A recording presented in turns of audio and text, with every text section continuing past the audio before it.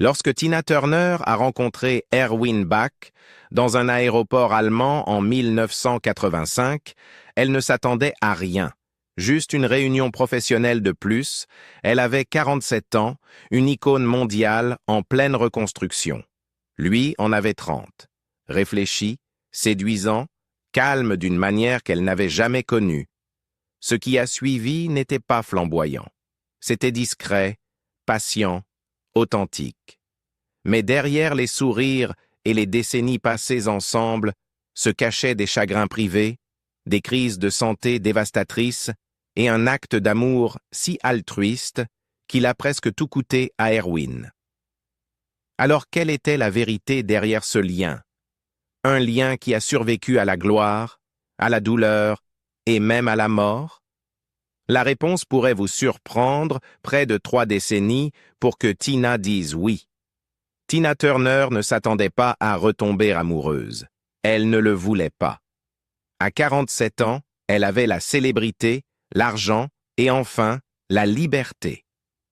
Ce qu'elle n'avait pas ou ne faisait plus confiance, c'était l'amour. Puis un jour de 1985, à l'aéroport de Düsseldorf, elle croise le regard de l'homme envoyé par son label pour venir la chercher. Erwin Bach, un cadre musical de 30 ans au visage incroyablement beau et à la sérénité désarmante. Ses mains ont tremblé. Son cœur a vacillé.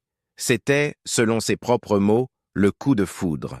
Mais cela ne signifiait pas qu'elle y croyait. Pendant longtemps, Tina Turner a gardé son cœur à distance. Elle n'a pas dit oui lorsqu'il a demandé sa main, elle n'a pas précipité les choses. Elle ne savait pas si quelqu'un pouvait l'aimer sans vouloir la contrôler. Mais Erwin n'a jamais demandé de contrôle. Il a offert de la compagnie. Il a offert du temps. Il a attendu. Il a fallu presque 3 décennies, 27 ans, pour que Tina dise oui. Ils se sont finalement mariés en 2013, dans leur demeure au bord du lac de Zurich, en Suisse. Tina avait 73 ans. Erwin en avait 57. La célébration mêlait élégance et émotion. 200 invités, 70 000 roses venues de Hollande, une bénédiction bouddhiste de l'eau, une robe Armani sur mesure. Oprah Winfrey, David Bowie et Giorgio Armani étaient là présents. Mais le plus important était la compréhension silencieuse entre 2 personnes qui avaient construit un amour sans raccourci. « Nous nous accordons la liberté et l'espace pour être nous-mêmes », écrivit Tina. Le vrai amour n'exige pas que ma lumière s'éteigne pour qu'il puisse briller. Au contraire, nous sommes la lumière de la vie l'un de l'autre. Il m'a donné la vie, 2 fois. Quelques semaines après leur mariage tant attendu, Tina Turner a été victime d'un AVC. C'était soudain, terrifiant, humiliant. Un instant, elle profitait du calme de sa nouvelle vie de jeune mariée dans leur domaine suisse. Le suivant, elle était allongée dans un lit d'hôpital, incapable de marcher ou de parler clairement. À 73 ans, elle craignait que sa voix, son gagne-pain, son identité, soient définitivement perdus. Elle ne pouvait même pas se redresser. Erwin était là chaque jour. Il est devenu son aidant, son guide, son infirmier. Il la nourrissait, l'encourageait dans sa rééducation douloureuse, l'aidait à retrouver son équilibre et sa parole, et lui apprenait doucement à marcher de nouveau, un pas lent et tremblant à la fois. « Il ne m'a jamais regardé avec pitié », écrira-t-elle plus tard, « seulement avec détermination. Il croyait que je pouvais guérir.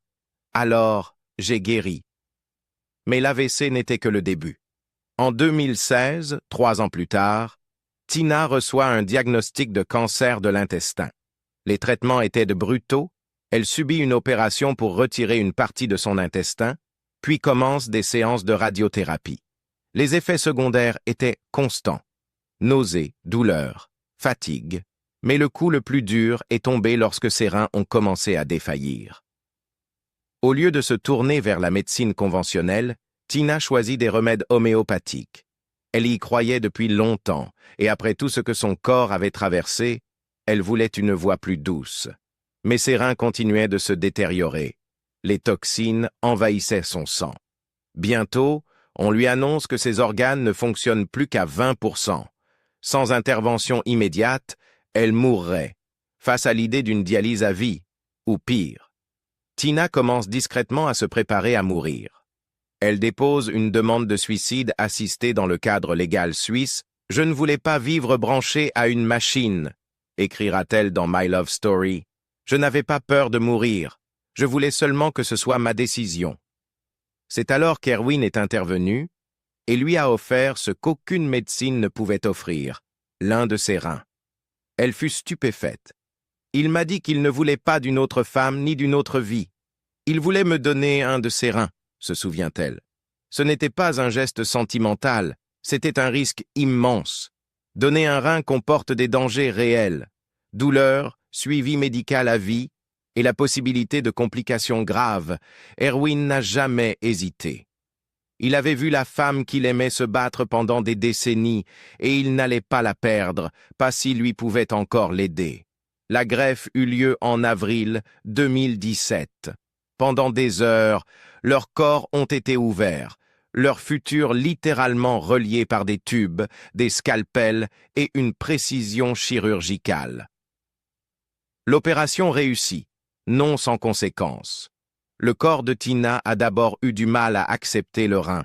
Elle a souffert de nausées, de faiblesse et de douleurs persistantes. Son système immunitaire devait être supprimé pour éviter le rejet, et elle a enduré des mois de fatigue. Mais elle était vivante. Ce n'était pas seulement un acte médical, écrira-t-elle plus tard. C'était un acte de dévotion, silencieux, immense, profondément humain. Dans mon moment le plus sombre, lorsque j'étais prête à abandonner, Erwin m'a donné une raison de rester.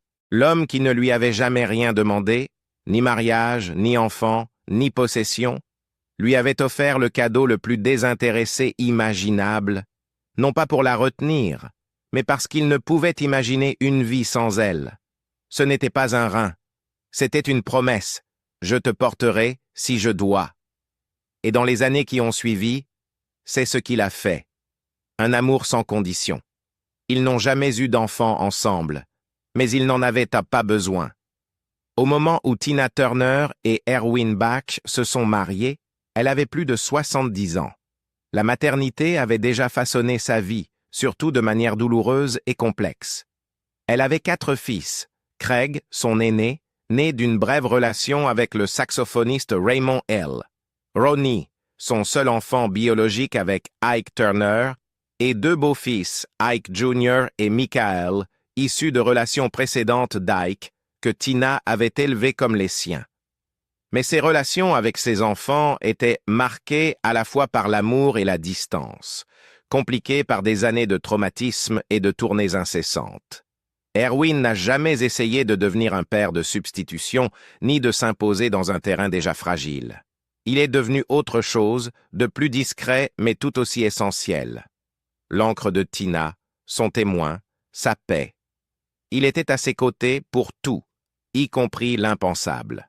En juillet 2018, le premier fils de Tina, Craig Raymond Turner, est mort par suicide à l'âge de 59 ans. C'était un homme calme, décrit par les proches de la famille comme introspectif et réservé. Sa mort l'a brisé. Il avait 59 ans lorsqu'il est mort tragiquement, mais il restera toujours mon bébé, écrira-t-elle plus tard. Quelques semaines après, entourée de sa famille et d'Erwin, Tina a dispersé les cendres de Craig au large des côtes de Californie. Elle décrira plus tard ce jour comme l'un des moments les plus sacrés et les plus douloureux de sa vie. Je pense que Craig était seul. Je crois que c'est ce qui l'a atteint plus que tout, confia-t-elle dans une interview. Elle était dévastée, mais elle était restée debout. Parce qu'Erwin la tenait.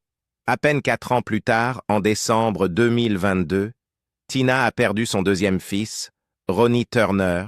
Des suites de complications liées à un cancer du côlon. Ronnie avait hérité du talent musical de ses 2 parents, mais aussi, tragiquement, d'une partie de l'instabilité qui avait hanté le passé de Tina. Malgré des problèmes de dépendance et des ennuis judiciaires, Ronnie était resté proche de sa mère durant ces dernières années. Tina a publié un hommage après sa mort. « Ronnie, tu as quitté le monde beaucoup trop tôt. Dans la douleur, je ferme les yeux et je pense à toi, mon fils bien-aimé. Et une fois de plus, Erwin se tenait à ses côtés, silencieux, inébranlable. Il l'aimait vraiment, a déclaré Wayne Lucas, son ami et styliste de longue date. Et elle le savait. C'est ce qui l'a porté durant ces dernières années. Leur maison en Suisse, le château algonquin, est devenu bien plus qu'un domaine. C'était un sanctuaire.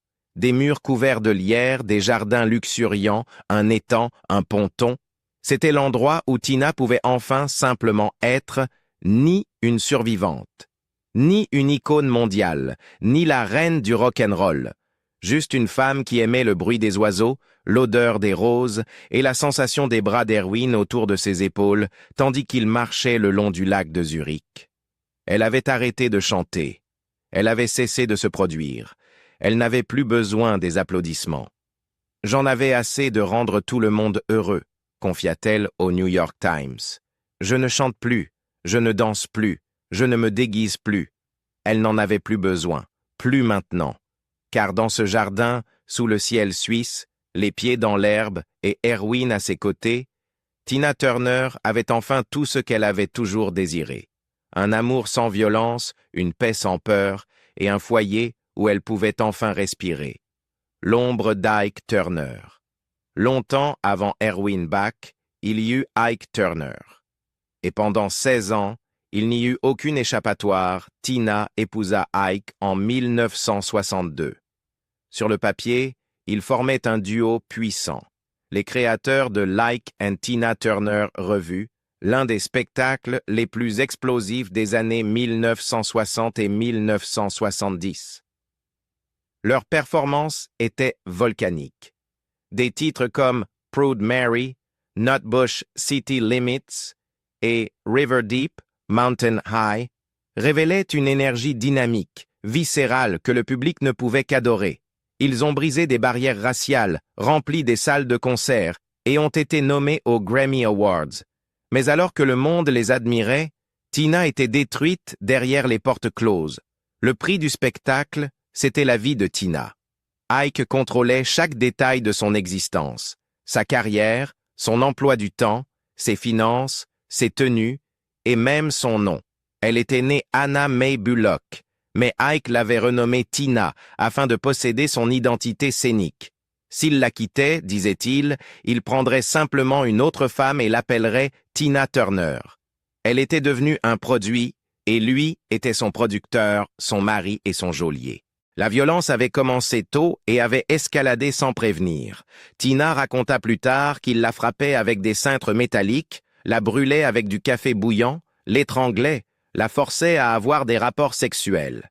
Une fois, il lui cassa la mâchoire avant un concert.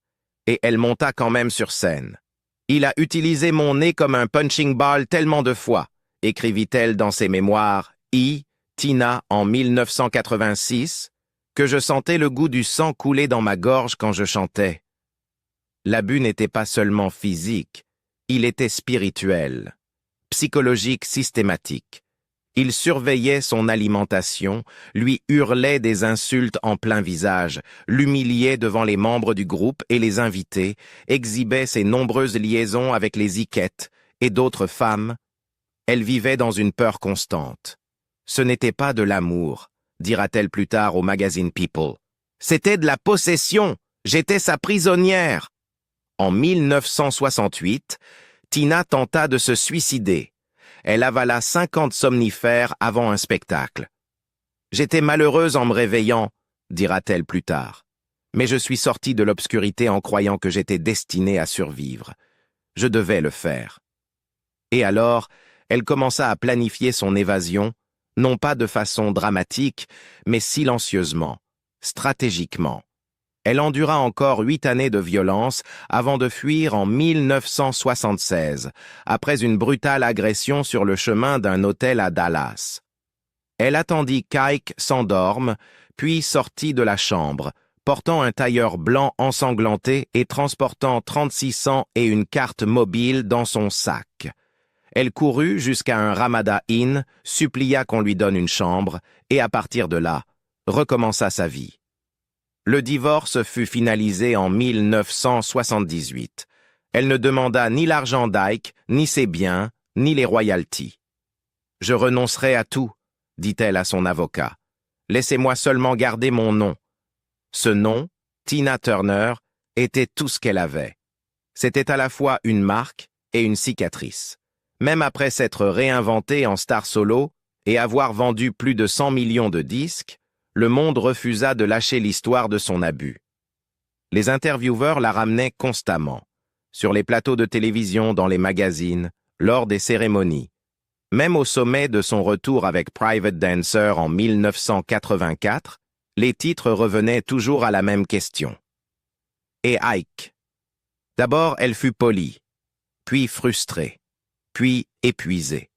« Je n'aime pas que l'on en parle tout le temps », dit-elle dans une ancienne interview incluse dans le documentaire HBO Tina. « Je n'ai même pas regardé le film sur ma vie, je n'ai pas besoin de le voir, je l'ai vécu. » Sa douleur était devenue un bien public, même lorsqu'elle chantait des hymnes d'émancipation comme « What's Love Got to Do With It » et « Better Be Good to Me », elle portait un fantôme, et il hantait ses nuits.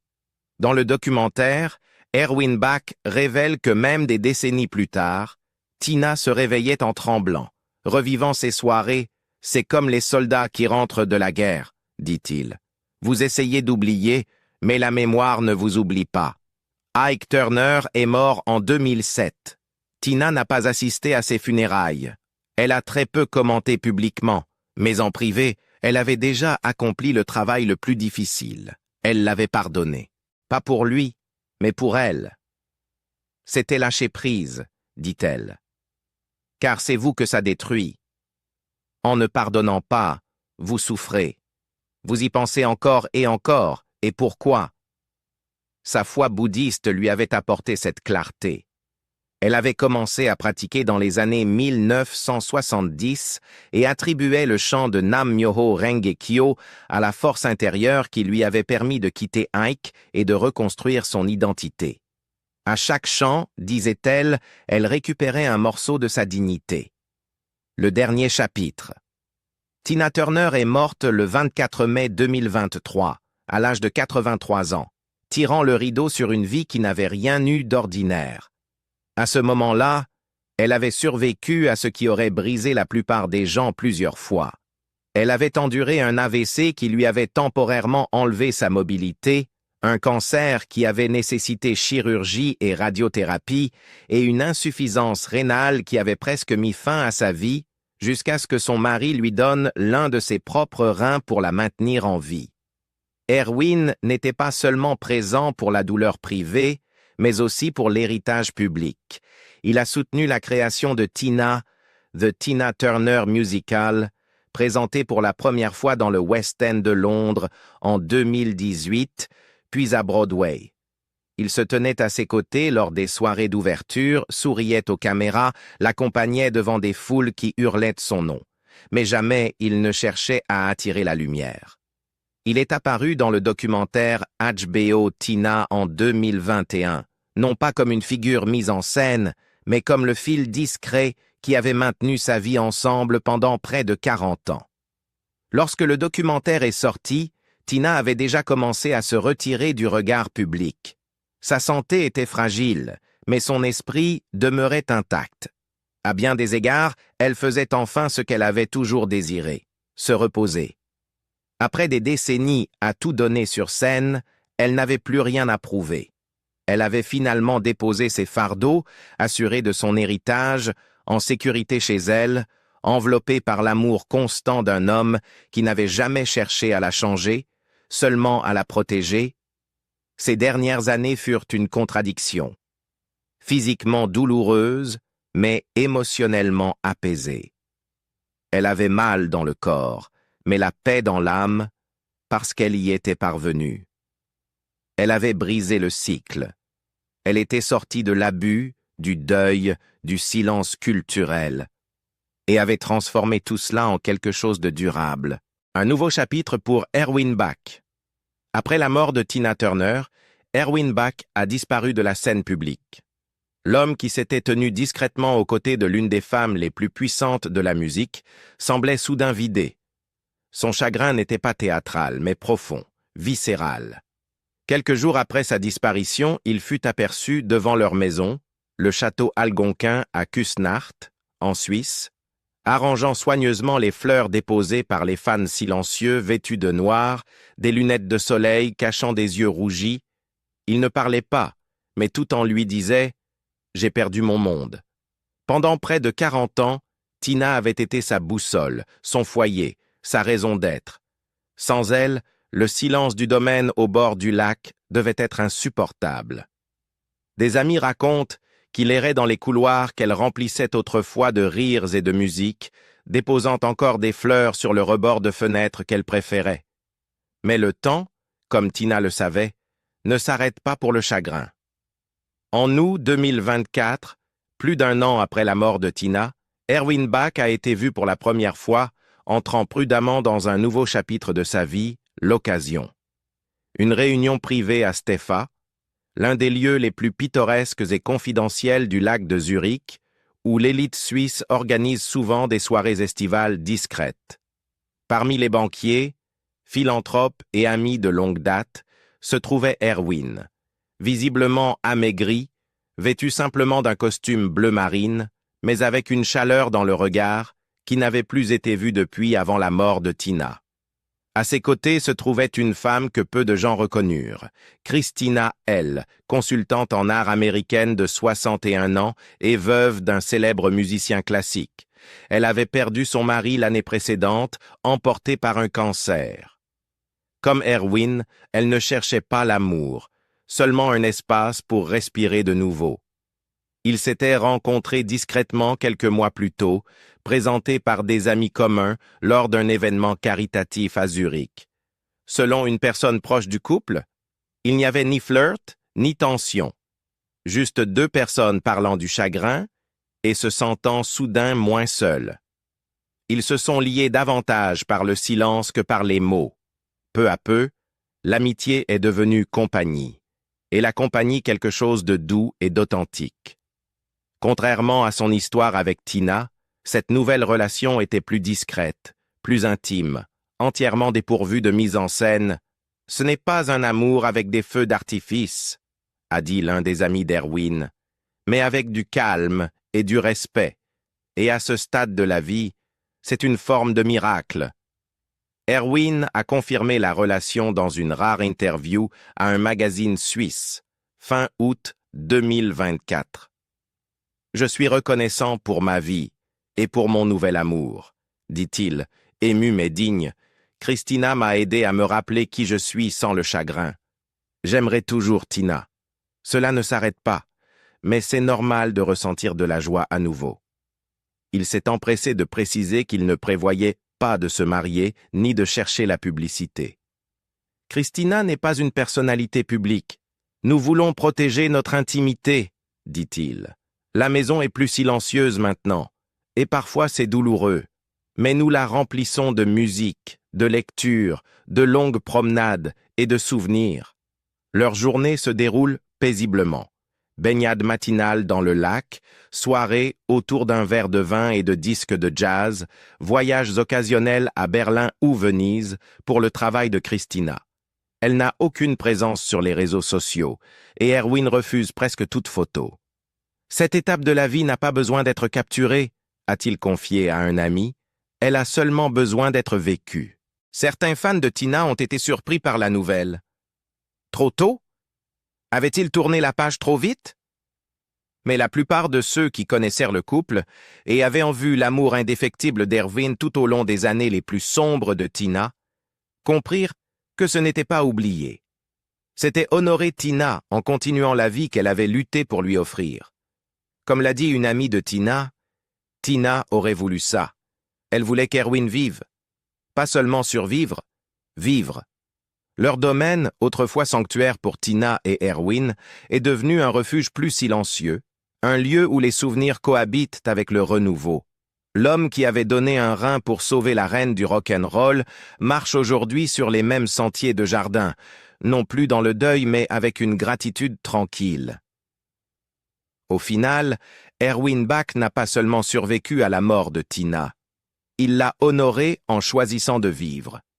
La vie de Tina Turner fut marquée par la réinvention, mais aucune transformation n'a été plus puissante que celle qu'elle a vécue dans l'amour.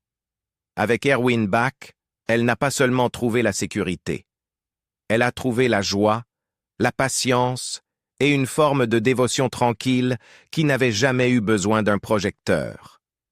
Il était là, non pas comme manager, partenaire de scène ou admirateur, mais comme un homme qu'il a choisi, chaque jour, sans condition. Qu'est-ce qui, selon vous, définissait le plus leur relation? Le don de rein, des décennies de loyauté ou toute autre chose? Dites-nous votre avis dans les commentaires et n'oubliez pas de liker et partager si l'histoire de Tina vous a touché autant qu'elle nous a touchés.